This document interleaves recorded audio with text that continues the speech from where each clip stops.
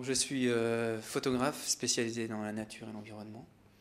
Voilà, j'en vis depuis une petite dizaine d'années, mais je fais ça depuis que je suis tout gamin et puis petit à petit, j'ai commencé à rentrer un petit peu dans le circuit professionnel et voilà, donc là je vis de ma passion.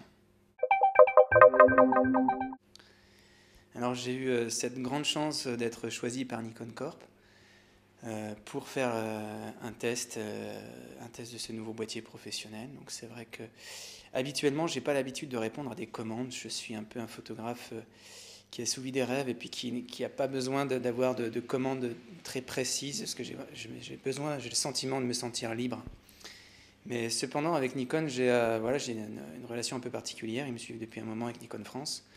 Nikon Japon m'a sollicité également pour faire la promotion de leurs optiques l'année dernière sur le site nikkor.com. Et puis là, donc à nouveau, Nikon m'a choisi. Donc c'est plutôt, j'ai pas pu refuser, hein, même si encore une fois ce travail de commande me faisait un petit peu peur. Mais je l'ai vraiment fait avec beaucoup de plaisir. C'était une expérience assez unique. On était deux photographes à être choisis. Il y avait Bill Frakes, un collègue américain qui a testé le boîtier, le D3S, en Australie. Et puis moi, j'ai donc choisi, après moult discussions avec le staff de Nikon au Japon, la destination de la Laponie, Scandinavie, donc Finlande et Norvège plus précisément. Une shooting list assez précis pour montrer les différents points, les différentes caractéristiques du D3S.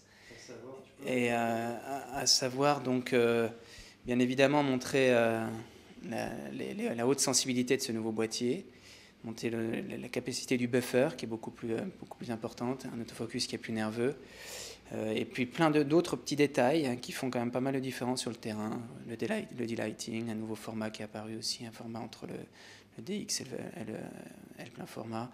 Enfin, c'est plein de petits, l'anti-poussière également. Donc j'avais une douzaine de points très précis à mettre en avant. Donc il fallait des sujets, je ne dis pas faciles, mais que je connaissais déjà, parce qu'en animalier, c'est extrêmement difficile. On peut partir 2 semaines sur le terrain sans ramener l'image. Donc j'ai choisi les bœufs musqués, une espèce animale qui vit dans la toundra là-bas en Laponie, que j'ai déjà photographié à plusieurs reprises. Donc ça, c'était pour montrer les caractéristiques du boîtier dans des moments crépusculaires, donc le soir. Et l'ours également. L'ours parce qu'il a une activité plutôt nocturne. Donc je voulais essayer d'avoir des comportements quasiment la nuit ou presque la nuit entre chien et loup. Et puis les oiseaux marins sur la côte. Là, c'était plus pour montrer le dynamisme, l'autofocus du buffer.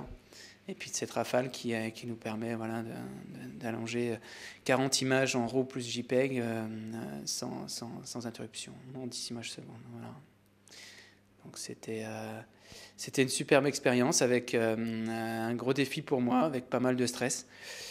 Pas mal de stress sur le terrain parce qu'il y avait une obligation de résultat. On était en liaison avec les ingénieurs un peu tous les soirs aussi au Japon pour essayer d'optimiser au mieux cette commande. Le moment fort, c'était, ça peut paraître un peu particulier, mais c'était surtout la rencontre avec cette personne du Japon. Parce que c'est vrai que j'ai une relation particulière avec Nikon.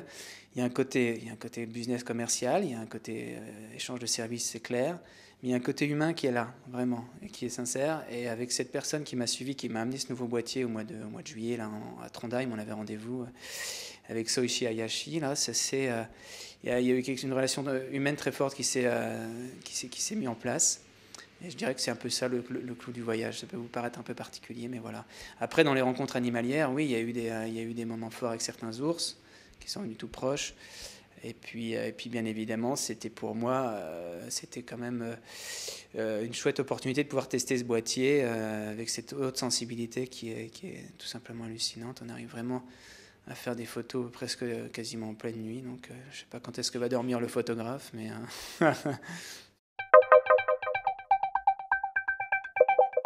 Et c'est vrai que souvent, j'étais dans un secteur où j'avais 3-4 mâles qui arrivaient seulement en pleine nuit, au moment le plus sombre de la nuit, entre minuit et 3 heures du matin. Et c'était presque que des ombres mouvantes, un peu comme ça, et, comme des gros fantômes. Donc pour faire la mise au point, c'était pas évident. Et c'est vrai que j'étais assez bluffé. Une fois, un ours était vraiment tout proche. C'est le profil. J'ai fait le profil de cette tête d'ours là, et il n'y avait que le bout de sa truffe qui scintillait un peu au clair de lune. Et j'ai pu faire une espèce de mise au point assez approximative sur cette truffe, faire différentes photos en mode silencieux, parce que bien sûr il était tout près. Et sur les 5 images, il y en a une qui est nette, et mon œil ne voyait que cette petite lueur au bout de la truffe, et ne voyait rien du profil de l'animal, et après que j'étais vraiment subjugué de voir que l'appareil avait réussi à figer ce que l'œil humain n'arrivait pas à faire. Voilà.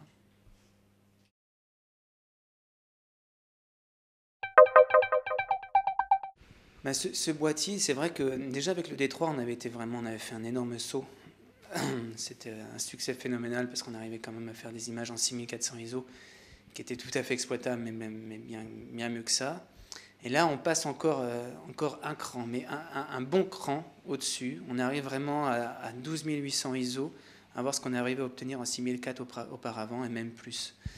Donc ça, pour moi, c'est vraiment le point fort. Avec le second, c'est la vidéo. Donc on a une espèce de tout en un. La vidéo, c'est nouveau pour moi, mais de plus en plus, on parle des pommes et des petits objets multimédia. Et c'est vrai que pendant mes conférences ou même sur mon site web, j'ai besoin de marier un peu le son, la vidéo et l'image fixe. Et pour ça, c'est génial. Donc on a un nouvel outil qui nous permet de faire des photos quasiment dans la nuit. Pour moi, en tant que photographe principalement animalier, c'est tout à fait fabuleux. Pour certaines espèces comme les chouettes, comme les ours, toutes les espèces nocturnes.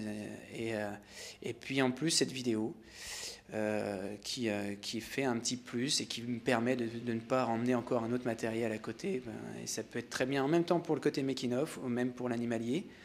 Parce qu'avec un 600 ou un 500 mm, avec ce boîtier et cette vidéo, on a quand même des fonds qui sont hallucinants, qu'on peut qu'avoir qu'avec des caméras de cinéma qui sont hors de prix.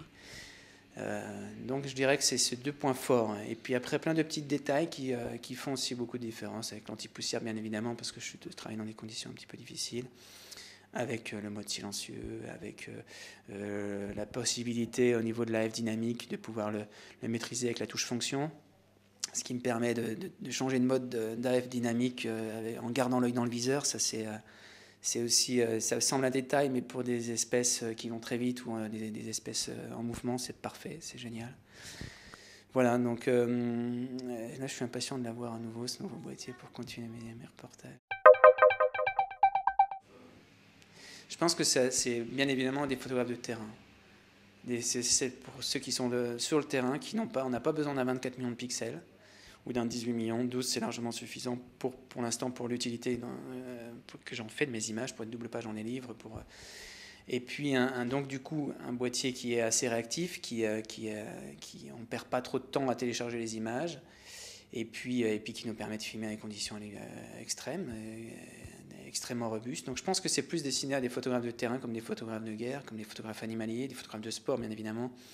Pour le sport, là, je pense qu'on va arriver encore aussi à des photos encore plus hallucinantes.